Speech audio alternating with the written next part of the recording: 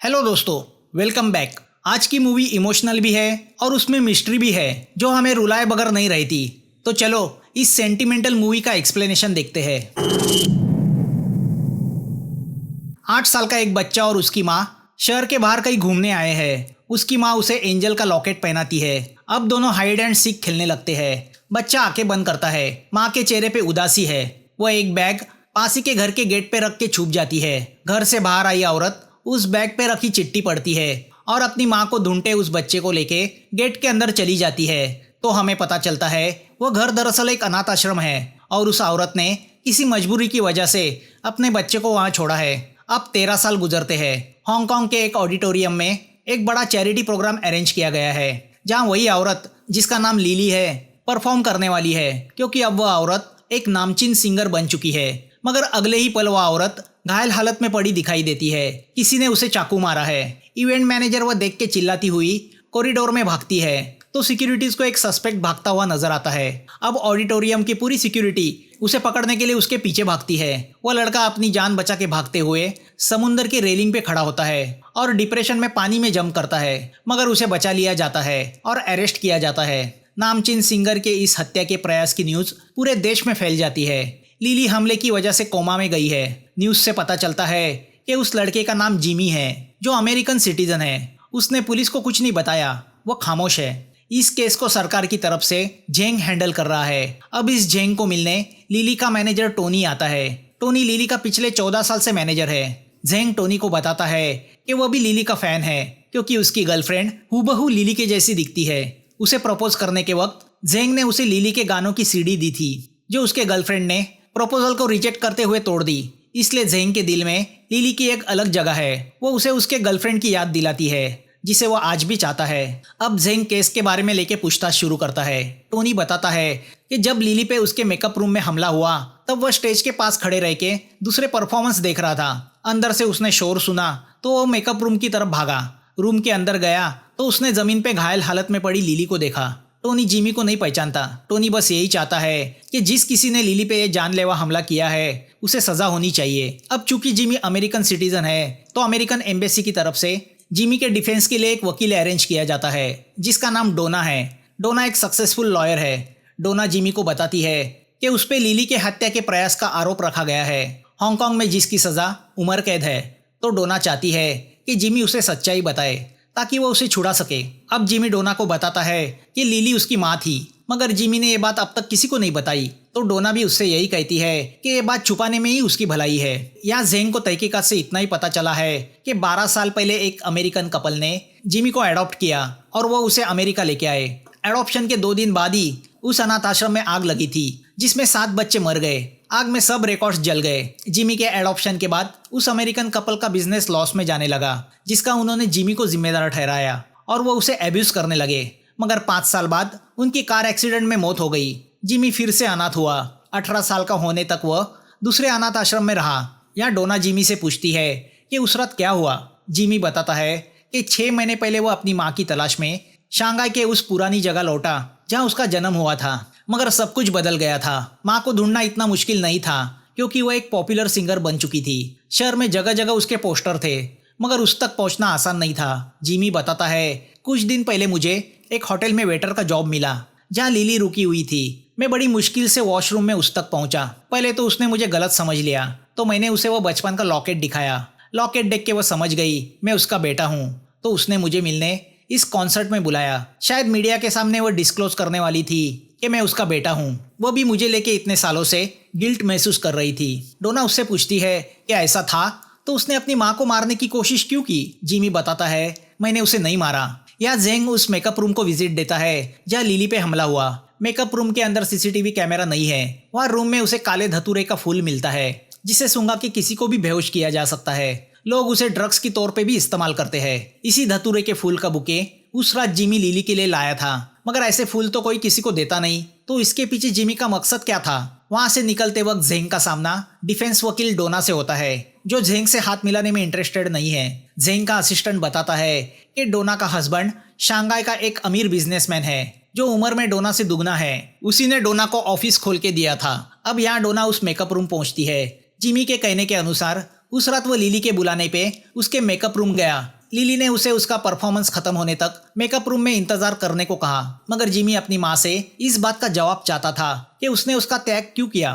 क्या वो समाज में एक पाप है? उसकी क्या गलती है जो उसे किसी कुत्ते की तरह सड़क पे छोड़ा गया, कूड़े कचरे की तरह फेंका गया? अगर वो उससे इतनी नफरत करती थी तो उसने उसे जन्म ही क्यों दिया? मगर इस मेंटल प्रेशर में जिमी को फीट आ गई और वो वहीं पे बेहोश हुआ। बेहोशी में उसने महसूस किया कि उसकी माँ किसी से बातें कर रही है। जब उसे होश आया तब लिली पास ही घायल हालत में पड़ी थी। डर के मारे वो वहां से भागा। अब डोना मेकअप रूम की जांच पड़ताल करती है तो उसे पता चलता है अंदर आने के लिए कोई और रास्ता नहीं है। तभी जेंग उसे मिलने एक रेस्टोरेंट बुलाता है। दोनों की बातों से पता चलता है कि डोना जेंग की वही गर्लफ्रेंड है जो उसे छोड़ के चली गई थी और जिसे जेंग अभी भी चाहता है। जेंग उसे ताने देते हुए कहता है कि वह भी एक अमीर लड़की की तलाश में है, जैसे डोना ने पैसे की खातिर उसे छोड़ के एक अमीर का हाथ पकड़ लिया। अब जेंग मुद्दे पे आते हुए डोना से कहता है कि सब सबूत जिमी के खिलाफ है तो वह उसे बचाने की नाकामयाब कोशिश ना करे। डोना उससे कहती है कि इसका फैसला तो कोर्ट करेगी। जेंग डोना से कहता है कि अगर वो इस तरह उसे छोड़ के नहीं जाती तो जरूर उनकी शादी होती। उस पर डोना उससे कहती है मैं क्यों चली गई ये जानने की तुमने कभी कोशिश ही नहीं की। जिस वक्त मुझे तुम्हारी सबसे ज्यादा जरूरत थी तब तुम मेरे पास नहीं थे। अब जज दोनों को प्री ट्रायल के लिए बुलाते हैं। डोना जज से कहती है कि उसके क्लाइंट की यानी जिमी की मेंटल कंडीशन ठीक नहीं है तो कोर्ट में उसे बेतुके सवाल ना पूछे जाए, क्योंकि इमोशन में आके वह कुछ गलत ना कहे बैठे। डोना जज से कहती है कि जिमी क्लॉस्ट्रोफोबिया का बीमार है जिसकी वजह से किसी बात को लेके उसके मन में डर बैठा हुआ है। तो जेंग जज से कहता है कि साइकेट्रिस्ट के हिसाब से जिमी इतना भी बीमार नहीं है कि उसे असाइलम भेजा जाए। क्राइम उसने अपने होशो हवास में किया है। डोना कहती है कि मेकअप रूम में धतूरे के फूल पाए गए जिसे सूंघने से हेलुसिनेशन हो सकता है। जेंग कहता है धतूरा सूंघने से कोई किसी का मर्डर नहीं कर देता। फोरेंसिक से जेंग और डोना को पता चलता है कि लिली को 2 बार चाकू भोंका गया है। पहला घाव जानलेवा नहीं था मगर दूसरा घातक था। जेंग को अमेरिकन पुलिस की रिपोर्ट से पता चला है कि उन्हें शक है कि जिमी के फोस्टर पेरेंट्स का एक्सीडेंट हुआ नहीं था बल्कि करवाया गया था, मतलब वह मर्डर था, मगर बिना सबूतों के वह कुछ कर नहीं पाए थे। अब दूसरे दिन कोर्ट में केस शुरू होता है। पहले इवेंट मैनेजर को बुलाया जाता है। वह बताती है कि उस रात 9 बजे वह मेकअप रूम में थी। लिली कुछ डिप्रेस मूड में थी कि तभी वहाँ जिमी एक गुलदस्ता लेके आया।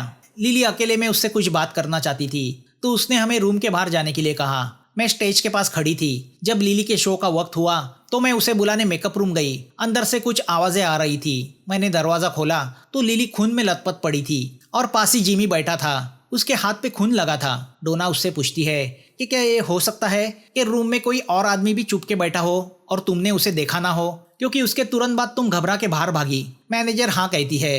इंस्पेक्टर बताता है कि इस क्राइम सीन पे जो चाकू मिला उस पर जिमी के फिंगरप्रिंट्स पाए गए और जिमी के कपड़ों पे लिली के खून के धब्बे पाए गए। डोना इंस्पेक्टर से पूछती है कि क्या ऐसा हो सकता है कि बेहोश गिरे इंसान के फिंगरप्रिंट्स चाकू पे लगाए जा सकते हैं और खून के धब्बे उसके कपड़े पे लगाए जा सकते हैं। इंस्पेक्टर कहता है हाँ ऐसा किया जा सकता है। ऑटोप्सी डॉक्टर बताता है कि खूनी लेफ्ट हैंडेड है और उसकी हाइट 6 फीट के करीब है। जेंग कोर्ट को बताता है कि जिमी भी लेफ्ट हैंडेड है और 6 फीट का है। डोना डॉक्टर से पूछती है कि क्या उनके करियर में उन्होंने कभी ऐसा देखा है कि राइट हैंड आदमी ने किसी को फंसाने के लिए लेफ्ट हैंड से मर्डर किया हो। डॉक्टर कहता है हाँ ऐसा हुआ है। अब सिक्योरिटी इंचार्ज को बुलाया जाता है। वो बताता है कि हादसे के वक्त मेकअप रूम में और कोई गया नहीं। अब डोना कोर्ट के सामने ऑडिटोरियम का ब्लूप्रिंट रखती है। वो सिक्योरिटी वाले से पूछती है कि क्या कोई एसी डक्ट के जरिए रूम में आ सकता है। सिक्योरिटी वाला बोलता है हाँ आ सकता है। डोना कोर्ट को बताती है कि कोई दूसरा आदमी डक्ट के अंदर आके अपना काम करके वापस डक्ट से जा सकता है, मतलब ये चांसेस है कि कोई तीसरा आदमी उस रूम में था। अब एक बॉटनी एक्सपर्ट को कोर्ट में बुलाया जाता है। वो लेडी बताती है कि धतूरे के फूल को डिप्रेशन और मौत का प्रतीक माना जाता है। जेंग जज से कहता है कि अगर कोई किसी को धतूरे का फूल दे तो उसका मतलब रिवेंज हो सकता है। डोना उस एक्सपर्ट से पूछती है कि धतूरे के फूल को और कौन से नाम से पहचाना जाता है। एक्सपर्ट कहती है एंजल हॉर्न से। डोना जज से कहती है कि जिमी लिली का फैन था, उसके लिए वो एक एंजल थी तो उसने उसे धतूरे के फूल दिए। जेंग कोर्ट से कहता है कि सोशल मीडिया पे जिमी का user name angel of revenge है और वह जिस वेबसाइट पे एक्टिव है वो वेबसाइट ऐसे लोगों से भरी है जिनको बचपन में एब्यूज किया गया है। वहाँ लोग अपनी पीड़ाएं और दुख दर्द एक दूसरे से शेयर करते हैं। लिली के अटैक के कुछ महीने पहले ही जिमी ने उस वेबसाइट पे एक कमेंट डाला था जिसमें उसने कहा था कि जो पेरेंट्स अपने बच्चों को कूड़ा कचरा समझते हैं, एब्यूज करते हैं, उन्हें सजा मिलनी चाहिए और मैं रिवेंज का एंजल बन के उन्हें सजा दूंगा। वह कमेंट सुन के डोना शॉक होती है। अब डोना जिमी पे गुस्सा होती है कि ये बात उसने उससे क्यों छुपाई। जिमी उससे कहता है कि वह कमेंट उसने नहीं डाला था, उसका पासवर्ड उसके अनाथालय के दोस्तों के पास था, उसी में से किसी का एक काम है। मगर इस बात से मीडिया में जिमी की निगेटिव इमेज बनती है, जिससे डोना की बॉस उस पर नाराज होती है। यह जेंग को ये बात सता रही है कि जिमी लिली से बदला क्यों लेना चाहता था, मर्डर अटेम्प्ट करने के पीछे उसका मोटिव क्या था। अगर इस बात का जवाब मिला तो जिमी पे इल्जाम साबित किया जा सकता है। तभी न्यूज में ये बात लीक होती है कि जिमी लिली का बेटा है, जिसका उसने 13 साल पहले टैग किया था। वह न्यूज़ देख के डोना बौखला जाती है कि न्यूज़ में ये बात किसने लीक की, क्योंकि इस बात से उसका केस कमज़ोर हो गया है। डोना जिमी से पूछती है कि ये सीक्रेट उसके सिवा किसको पता था कि वह लिली का बेटा है। जिमी बताता है सिर्फ टोनी को पता था, जो उसे बचपन से जानता है। जिमी बताता है कि उस रात लिली ने उसे पिकअप करने के लिए कार भेजी थी, मगर आधे रास्ते में ड्राइवर को टोनी का फ़ोन आया तो उसने कार को अलग रास्ते पे मोड़ दिया। मैं डर गया और सिग्नल पे कार से निकल के भागा। वहाँ से मैं सीधा ऑडिटोरियम पहुंचा। जिमी बताता है 2 दिन पहले ही टोनी ने उसे मिलने बुलाया था और उसकी बातों से ऐसा लग रहा था कि वह नहीं चाहता था कि मैं अपनी माँ के साथ रहने लगूं। उसी ने किसी शक को लेके मेरा बर्थ मार्क भी चेक किया था। तो यहाँ जेंग भी टोनी से मिलता है और उससे पूछता है कि उसने ये बात क्यों छुपा के रखी कि जिमी लिली का बेटा है। टोनी कहता है कि वह नहीं चाहता था कि लिली की बदनामी हो। जेंग उससे कहता है कि ऐसे सीक्रेट छुपाने से केस जीतने में मुश्किल होगी। अब डोना आके टोनी से मिलती है। दूसरे दिन फिर से कोर्ट की कार्रवाई शुरू होती है। अब टोनी को कोर्ट में पेश किया जाता है। टोनी कोर्ट में मानता है कि जिमी लिली का बेटा है। जेंग उससे पूछता है कि जिमी को अनाथ आश्रम क्यों भेज दिया गया था। टोनी बताता है कि रिकॉर्ड कंपनी के प्रोड्यूसर को लगता था कि अगर लिली के फैंस को पता चला कि उसका एक नाजायज लड़का भी है तो उसकी पॉपुलैरिटी पे और म्यूजिक सीडी के बिक्री पे भी असर पड़ सकता है। तो उसकी यही शर्त थी कि वो लिली से म्यूजिक कॉन्ट्रैक्ट तभी करेगा जब वह अपने लड़के से छुटकारा पाएगी। अपने करियर को नज़र में रखते हुए लिली ने न चाहते हुए भी वह फैसला लिया था, मगर ये बात उसे अंदर से खाती रही। कुछ सालों बाद उसने जिमी को एडॉप्ट करने का फैसला भी लिया था, मगर पता चला एक आग में वह अनाथ आश्रम ही जल गया तो जिमी का कुछ पता नहीं चला। जेंग जज से कहता है कि यही बात जिमी के दिल में नफरत बन के रह गई और अपनी माँ से बदला लेने वह हांगकांग आया। उस रात गुस्से से वह आउट ऑफ कंट्रोल हुआ और उसने चाकू से लिली का मर्डर करने की कोशिश की। अब डोना जज से कहती है कि उस रात लिली पे 2 बार चाकू से वार किए गए। पहला वार छोटा था मगर दूसरा जानलेवा था, जिससे वो कोमा में गई। उस रात जब शोरगुल हुआ तो मेकअप रूम में सिर्फ टोनी अकेला अंदर गया। तब लिली सिर्फ माइनर इंजरी से घायल थी, मगर टोनी ने उसे हॉस्पिटल ले जाने के बदले चाकू से और गहरा वार किया। जेंग ऑब्जेक्शन लेते हुए कोर्ट से कहता है कि एक मनगढ़ंत कहानी है, इसका कोई सबूत नहीं। तो अब डोना कोर्ट के सामने वॉइस रिकॉर्डर पेश करती है, जिसमें उसकी और टोनी की उस दिन की बातें रिकॉर्ड है जब वह उसे मिलने उसके घर गई थी। डोना कोर्ट को बताती है कि टोनी लिली को अंदर से बहुत प्यार करता था, मगर लिली उसे हमेशा एक दोस्त समझती रही। जब टोनी को लगा कि जिमी उसके और लिली के बीच आने वाला है तो उसने जिमी को फंसाने के लिए ये कदम उठाया। उस दिन डोना ने टोनी को इमोशनली झंझोड़ा तो उसने इस बात को स्वीकार किया कि उसी ने लिली को चाकू मारा। टोनी की ये बात सुन के कोर्ट में हाहाकार मच जाता है। टोनी चिल्ला के बताता है कि उसने लिली को नहीं मारा। अब टोनी भरे कोर्ट में डोना पे हमला करता है। डोना बेहोश होती है तो उसे हॉस्पिटल भेज दिया जाता है, जहां उसे डॉक्टर से पता चलता है कि वह प्रेग्नेंट है। डोना अपने हस्बैंड का किसी और लड़की के साथ वाला फोटो देखती है तो समझ में आता है कि डोना अपने हस्बैंड के इन संबंधों को लेके उससे डाइवोर्स लेने जा रही है। तो दूसरी ओर जेंग अभी भी डोना की याद में खोया हुआ है। डोना उसे मिलने बुलाती है। वह उसे उसके पति के गर्लफ्रेंड की फोटो दिखाती है। वह उससे कहती है कि उस लड़की के साथ जो बूढ़ा आदमी है वह मेरा हस्बैंड है, जिससे मैं डाइवोर्स लेने वाली हूँ। जेंग उससे पूछता है कि क्या इसी आदमी की खातिर तुम मुझे छोड़ के गई थी।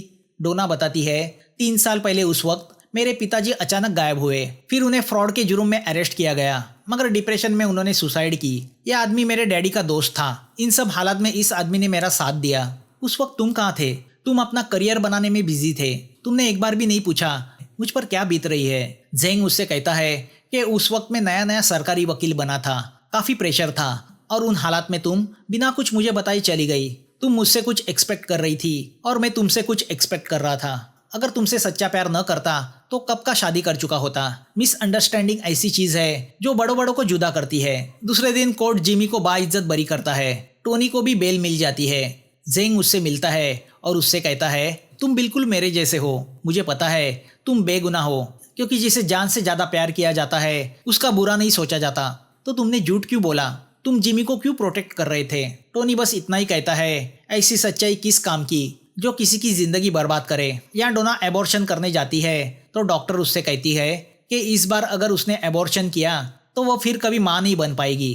तभी उसकी मुलाकात यूएस एम्बेसी की मिशेल से होती है, जिसने डोना को जिमी के वकील के तौर पे अपॉइंट किया था। वो डोना से कहती है कि टोनी लिली के मर्डर का कन्फेशन तुम्हारे सामने करे, ये बात कुछ हजम नहीं होती, क्योंकि उसी के कहने पे तो मैंने तुम्हें हायर किया था। वो सुन के डोना शॉक होती है और सीधा टोनी से मिलने जाती है। टोनी उसे बताता है कि उसने जानबूझ के लिली का मर्डर अटेम्प्ट अपने सर पे लिया था ताकि जिमी कोर्ट में बेगुनाह साबित हो, क्योंकि उस रात कोमा में जाने के पहले लिली ने यही इच्छा जताई कि जिमी को जेल ना हो और इसमें टोनी उसकी मदद करे। टोनी बताता है मैंने लिली के लिए कभी जिंदगी में कुछ नहीं किया, तो जब उसने ये मांगा तो मैं ना नहीं कर सका। लिली के लिए वह एक तरह से उसने किए हुए पापों का परिमार्जन था। यहाँ जेंग को अमेरिकन पुलिस की रिपोर्ट मिलती है, जिससे पता चलता है कि जिमी के फोस्टर पेरेंट्स ड्राइव करते वक्त धतूरे के नशे में थे, जिससे एक्सीडेंट हुआ। तो अब जेंग डोना से मिलता है और उसे ये सारी बातें बताता है कि यूएस पुलिस को शक था कि जिमी ने धतूरा पिला के उसके फोस्टर पेरेंट्स को नशा करवाया, जिससे एक्सीडेंट में उनकी मौत हुई, जो एक तरह से मर्डर है। एक बुके शॉप के ओनर के कहने के हिसाब से जिमी ने उससे धतूरे के फूल का बुके खरीदा था। जिमी में मर्डर की मेंटेलिटी है। तभी जिमी फोन करके डोना को मिलने बुलाता है, तो अब डोना भी जिमी से मिलने का फैसला करती है। वह जिमी के घर पहुंचती है। जिमी डोना से कहता है तुम बिल्कुल मेरी माँ जैसी दिखती हो, इसीलिए मैं तुमसे मिलना चाहता था। डोना सीधा जिमी से पूछती है तुम कौन हो? तुम लिली के बेटे नहीं हो, तो इस भ्रम में तुमने अपने आप को क्यों रखा है कि तुम लिली के बेटे जिमी हो? तो अब वह अपनी स्टोरी सुनाता है। एक दिन अनाथ आश्रम में जिमी को लाया गया, उससे मेरी दोस्ती हुई। जिमी अपनी माँ की तारीफ करते हुए नहीं थकता था। वह कहता था उसकी माँ उसे एंजल समझती है। उसे विश्वास था कि एक दिन उसकी माँ उसे लेने ज़रूर आएगी। मुझे हमेशा यही लगता था मेरी माँ भी औरों की तरह मुझे एक पाप और कूड़ा कचरा समझती थी। मेरी दादी कहती थी मैं जन्म लेते ही मेरी माँ को खा गया, मैं डेविल हूँ। मुझे कभी माँ का वह प्यार नहीं मिला जो जिमी को मिला। मेरा असली नाम जिशान है। हम जल्द बहुत अच्छे दोस्त बने, मगर एक दिन वह सब खत्म हुआ। मुझे एक अमेरिकन कपल ने अडॉप्ट किया। जाते वक्त मैं जिमी से उसकी माँ का वह लॉकेट ले गया, मगर उन फोस्टर पेरेंट्स से भी मुझे नफरत ही मिली। मेरे दिमाग ने मुझे वह जिमी बनाया जिसे उसकी माँ बहुत प्यार करती थी। अब डोना छुपके से जेंग को कॉल लगाती है, तो फ़ोन पे से जेंग उनकी बातें सुनने लगता है।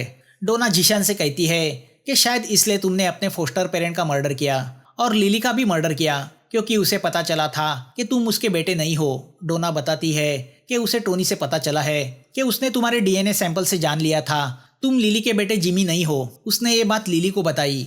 वह सुन के लिली बहुत डिप्रेस हुई। इतने सालों बाद मिली हुई खुशी उससे छिन गई। जब तुम उस रात उससे मिलने गए तो वह यही जानना चाहती थी कि उसके बेटे का नेकलेस तुम्हारे पास कैसे आया, क्या उसका बेटा जिंदा है? जिशान बताता है कि उस रात अनाथ आश्रम में लगी आग में जिमी मर गया था, जो आग आश्रम से निकलते वक्त मैंने ही लगाई थी। मैं जिम बन के जीना चाहता था, मगर मेरा सपना सपना बन के रह गया। मेरी जिंदगी में कभी माँ का प्यार था ही नहीं। लिली ने मुझे बेटा कहने से इनकार किया। फ्रस्ट्रेशन में मैंने वहाँ पड़ा चाकू उसके पेट में भोंक दिया। उसके बाद मैं अपने आप को भी मारने वाला था, मगर बेहोश होकर नीचे गिरा। सिर्फ बेटा ये एक शब्द सुनने के लिए मैं तरस गया। उनकी बातें फ़ोन पे से सुन के अब जेंग जिशान की घर की तरफ भागता है। डोना जिशान से कहती है कि उसे अपने आप को कानून के हवाले करना चाहिए, मगर जिशान जेल नहीं जाना चाहता और ना ही मेंटल हॉस्पिटल। अब जेंग को वहाँ देख के जिशान डोना को हॉस्टेज बना लेता है। तभी पुलिस भी वहाँ आ जाती है। अब जिशान डोना को लेके टेरेस पे आता है।